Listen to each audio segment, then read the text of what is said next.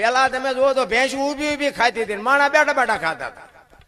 અત્યારે ભેંસું બેઠી બેઠી ખાય, માણા ડીશું લઈને આગળ એક ભજીયું નાખજો, એક દાળ નાખજો, દાળ ભાત નાખજો. અરે ભીખારી જેવી જિંદગી કરી નાખી.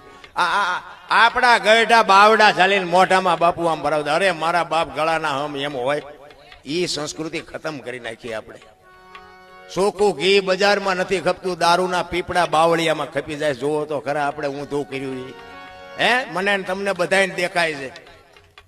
2 કિલો ચોખ્ખું ઘી રાડ્યું પાડવી એટલી પાડજો, ન ખપે. ઓલા દારૂ વાળા હુંકારો નથી કરતો તોય ખપી જાય છે.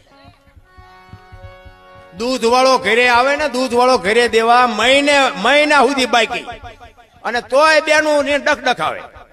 વેલો આવજે ને પાણી વાળું આવે છે, ઓછું આવે છે. ઓલા દારૂ વાળા ને ઊંઘ શું કઈ નથી બોલતા, કેસ આપે પેલા મને દે ચટ, મને દે.